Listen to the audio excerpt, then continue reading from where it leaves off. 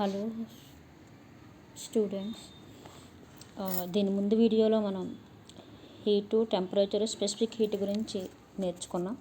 ఈ వీడియోలో specific heat derivation S = Q/M ΔT గురించి నేర్చుకుందాం. ఇది మన బుక్లో చిన్న యాక్టివిటీ కింద ఇచ్చేయండి, అంటే యాక్టివిటీ 6. ఈ activities are very very important. We can expect questions from this activities. ఈ యాక్టివిటీస్ అయితే మనకు క్వశ్చన్స్ వస్తాయి. చూడండి, ఇందులో ఏం లేదు, మనం ఒక 2 బేకర్స్ తీసుకోమన్నారండి. ఇలా 2 బేకర్స్ తీసుకుంటాం. ఒక బేకర్లో 1 kg ఆఫ్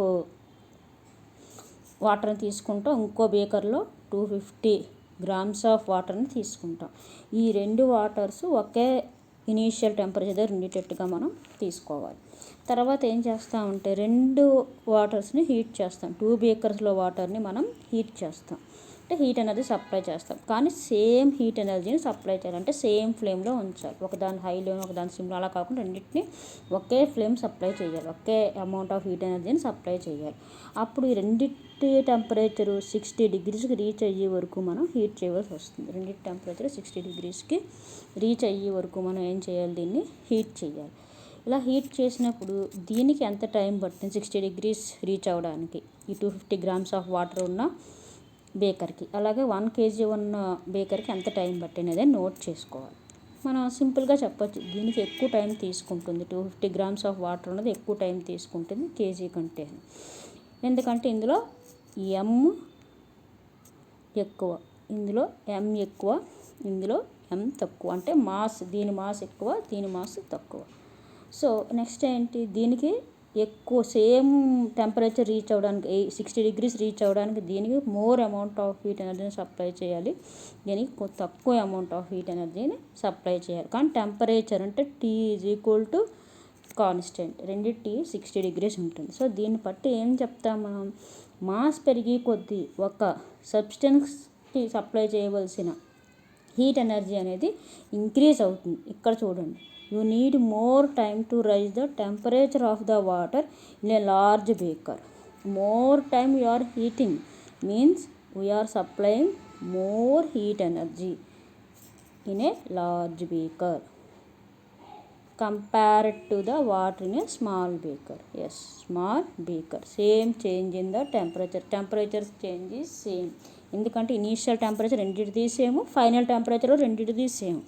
కాబట్టి దీన్ని బట్టి మనం ఏం చెప్తాం, ఇప్పుడు M ఇంక్రీజ్ అవుతూ ఉంటే దానికి సప్లై చేయవలసిన హీట్ ఎనర్జీ కూడా ఇంక్రీజ్ అవుతూ ఉండాలి. సపోజ్ ఇక్కడ 1 kg తీసుకున్నాం, అదే మనం 2 kgs తీసుకున్నాం అనుకోండి, ఇంకా ఎక్కువ టైం పడుతుంది, ఇంకా ఎక్కువ హీట్ ఎనర్జీని దానికి మనం సప్లై చేయాలి. కాబట్టి దీన్ని బట్టి ఏం చెప్తాము, M పెరుగుతూ ఉంటే Q కూడా పెరుగుతుంది. కాబట్టి 2 అలాగే M తగ్గింది అనుకోండి, ఇంకా మనం 250 ml తీసుకున్నాం, ఇంకా 100 ml తీసుకున్నాం అనుకోండి, 100 grams తీసుకున్నాం అనుకోండి, ఇంకా తక్కువ హీట్ ఎనర్జీ సరిపోతుంది. అంటే మనం తీసుకున్న M తగ్గితే Q తగ్గుతుంది, మనం తీసుకున్న M పెరిగితే Q పెరుగుతుంది. కాబట్టి అలా ఉంటే 2 ఫిజికల్ క్వాంటిటీస్ అయినా మనం ఏం చెప్తాం, ఆ 2 డైరెక్ట్లీ ప్రపోర్షనల్ అంటాం. అంటే ఈ ప్రపోర్షనాలిటీ సింబల్ని వాడతాం, Q is proportional to M అంటాం. ఇది ఫస్ట్ ఈక్వేషన్, ఇది ఫస్ట్ కేస్. నెక్స్ట్ సెకండ్ మళ్ళీ తీసుకుంటాం. ఇప్పుడు ఏం చేస్తాం, ఇప్పుడు ఇందాక 2 బేకర్లు తీసుకున్నాం కదా, ఇప్పుడు ఒకే బేకర్ తీసుకుంటాం.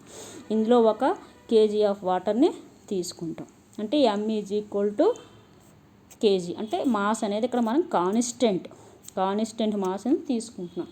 హీట్ని కూడా కాన్స్టెంట్గానే సప్లై చేస్తాం. అప్పుడు ఏమవుతుందండి, టెంపరేచర్ అనేది రేజ్ అవుతుంది. ఇలా కాన్స్టెంట్ హీట్ని సప్లై చేస్తూ మనం 2 minutes టైంని తీసుకొని ప్రతి 2 minutesకి ఇందులో టెంపరేచర్ ఎంత ఇంక్రీజ్ అయింది అనేది మన టెంపరేచర్ T ఎంత ఇంక్రీజ్ అయ్యింది అనేది మనం నోట్ చేసుకుంటూ వెళ్ళాలి. సపోజ్ చూడండి, ఫస్ట్ 2 minutesకి ఫస్ట్ ఇది 40 degrees దగ్గర ఉంది అనుకున్నాం, నెక్స్ట్ 2 minutesకి ఇది 42 degrees అవుతుంది అనుకుంటాం, నెక్స్ట్ 2 degreesకి 44 అయింది అనుకుంటాం, నెక్స్ట్ 2 degreesకి 46. ఇలాగే ప్రతి 2 minutesకి 2 degrees ఇంక్రీజ్ అవుతూ వస్తుంది అనమాట. అంటే ఏంటి, కాన్స్టెంట్ టైంలో చూడండి ఇక్కడ ఏం చెప్పి, notice that change in the temperature rise with time is constant. Change అంటే 2 minutesకి 2 degrees అయింది, 4 minutesకి 4 degrees, అలా నెక్స్ట్ 6 minutesకి 6 degrees, అలాగా constant change in temperature rise with temperature is constant that mass కూడా కాన్స్టెంట్ ఫర్ సేమ్ మాస్, అంతే కదా. మాస్ని మనం పెంచలేదు తగ్గించలేదు. Of the water change in the temperature is proportional to the amount of heat observed by it. అంటే ఏం చెప్తున్నాం మనం, అది మనం హీట్ ఎనర్జీ సప్లై చేయడాన్ని బట్టి దాని టెంపరేచర్ గ్రోత్ అనేది ఉంటుంది అని చెప్తున్నాం. అంటే ఇక్కడ మనం కాన్స్టెంట్గా ఒకే ఫ్లేమ్లో పెట్టాం చూడండి, ఇక్కడ కాన్స్టెంట్గా మనం ఒకే ఫ్లేమ్లో పెట్టాం కాబట్టి కాన్స్టెంట్ హీట్ ఎనర్జీని సప్లై చేస్తున్నాం కాబట్టి టెంపరేచర్ రైజ్ కూడా కాన్స్టెంట్గా ఉంటుంది. ఇక్కడ ఇది సపోజ్ ఈ హీట్ని ఇంకా హై ఫ్లేమ్లో చేసామనుకోండి, హీట్ ఎనర్జీ సప్లై ఇంకా పెంచామనుకోండి, అప్పుడు 2 degrees ఇంక్రీజ్ అవుతుంది, 4 degrees ఇంక్రీజ్ అవ్వచ్చు. ప్రతి 1 second, ప్రతి 1 minute 4 degrees ఇంక్రీజ్ అవ్వచ్చు. సో కాన్స్టెంట్గా ఉన్నప్పుడు కాన్స్టెంట్ ఉంటుంది. ఆ హీట్ ఎనర్జీ పెంచుతూ ఉంటే టెంపరేచర్ రైజ్ కూడా పెరిగిపోతుంది. అంటే క్యూ పెరిగితే టీ పెరుగుతుంది, టీ పెరిగింది అంటే క్యూ పెరుగుతుంది ఖచ్చితంగా. కాబట్టి ఇప్పుడు మనం ఏం చెప్తున్నాం, రెండు కూడా డైరెక్ట్లీ ప్రపోర్షనల్. అంటే ఇది పెరిగితే ఇది పెరుగుతుంది, ఇది తగ్గితే ఇది తగ్గుతుంది. కాబట్టి Q is directly proportional to delta T అంటాం. అంటే టీ ఈజ్ ఇక్కడ ఎం కాన్స్టెంట్, ఇందాక అక్కడ టీ కాన్స్టెంట్ తీసుకున్నాం కదా, ఇక్కడ మాస్ కాన్స్టెంట్. ఇందాక 2 different masses తీసుకున్నాం, ఇక్కడ ఒకటే మాస్ తీసుకున్నాం. కాబట్టి Q is directly proportional to delta T అని అంటాం. డెల్టా టీ అంటే change in the temperature. So ఇందాక మనం ఫస్ట్ వచ్చిన ఈక్వేషన్ ఏంటండి, Q is directly proportional to M వచ్చింది. ఇది ఫస్ట్ ఈక్వేషన్ అనుకున్నాం ఇందాక. ఇది సెకండ్ ఈక్వేషన్ ఏమొచ్చింది, Q is proportional to delta T. ఈ రెండింటిని కంబైన్ చేస్తే Q is proportional to M delta T. ఎప్పుడైతే ఈ ప్రపోర్షనాలిటీ అనేది మనం వాడామో దాన్ని ప్రపోర్షనాలిటీ కాన్స్టెంట్ పెట్టి ఎప్పుడు దాన్ని ఈక్వల్ చేయాలి. ఆ ప్రొపోర్షనాలిటీ కాన్స్టెంట్ని ఫైండ్ అవుట్ చేస్తాం. సో ఇక్కడ ప్రొపోర్షనాలిటీ కాన్స్టెంట్ ఫైండ్ అవుట్ చేస్తాం, దాన్ని ఏమనుకుంటున్నాం, ఎస్ అనుకుంటున్నాం. ఆ ఎస్ అనేది ఏమవుతుందంటే ఇక్కడ స్పెసిఫిక్ హీట్ అవుతుంది అనమాట, which is a constant for a given substance. ఆ గివెన్ సబ్స్టెన్స్ ఇది కాన్స్టెంట్గా ఉంటుంది. This is constant is called proportionality constant and it is a specific heat. It is a specific heat. By this we can write the equation of specific heat. First మనం తీసుకున్న equation ఏమంటండి, ఇక్కడ వచ్చింది మనకి Q is equal to MS delta T. MS delta T. మనకి ఇందులో yes కావాలి, specific heat కావాలి. Specific హీట్ని ఇలా ఇటుపక్క ఉంచండి, ఈ క్యూని ఇక్కడ నుంచి ఈ రెండింటిని అటుపక్క పంపిస్తే డివిజన్ చేస్తాయి. కాబట్టి S is equal to Q by M delta T అనే ఈక్వేషన్ వస్తుంది. ఇందులో ఎస్ అంటే ఏంటండి, స్పెసిఫిక్ హీట్. ఇవి కూడా మన ఎగ్జామ్స్లో అడుగుతున్నారు. ఎస్ అంటే ఏంటండి, స్పెసిఫిక్ హీట్. క్యూ అంటే హీట్ ఎనర్జీ. క్యూ అంటే క్యాపిటల్ క్యూతో డినోట్ చేస్తాం. క్యాపిటల్ క్యూ అంటే హీట్ ఎనర్జీ, స్మాల్ ఎమ్ అంటే మాస్. ఇలా డెల్టా టీ అంటే change in the temperature. Temperature denote చేయడానికి క్యాపిటల్ టీని వాడతామండి మనం. సో దీన్ని బట్టే ఇది స్పెసిఫిక్ హీట్. సో నెక్స్ట్ ఏం చేస్తున్నాం ఇక్కడ మనం, specific heat of a substance is the amount of heat required to raise the temperature of unit mass of a substance by 1 unit. Unit mass అంటే 1 kg తీసుకున్నాం suppose, అది 40 degrees దగ్గర ఉంది. 40 నుంచి 41కి ఇవ్వడానికి రైజ్ అవ్వడానికి మనం ఎంత హీట్ ఎనర్జీ సప్లై చేసామో దాన్ని స్పెసిఫిక్ హీట్ అని అంటాం అన్నమాట. అంటే how much heat energy required to rise అంటే ఇక్కడ ఎంత హీట్ ఎనర్జీ కావాలని అడుగుతున్నాడు. దేనికి, unit mass of a substance increases to 1 degrees Celsius అంటున్నాడు. So CGS unit of specific heat is calorie by gram degrees Celsius. అదే SI unit of specific heat is joule by kg Kelvin. So ఈ conversion 1 calorie by gram degrees Celsius is equal to 1 kilocalorie by kg Kelvin. ఇది ఎలా equal అవుతుంది అనేది మనం ఒకసారి చూడండి. ఇక్కడ తీసుకుంటే 1 calorie is equal to 10⁻³ kilocalories అండి. అలాగే 1 gram is equal to 10⁻³ kgs. ఇక్కడ ఏం తీసుకున్నాం మనం, 1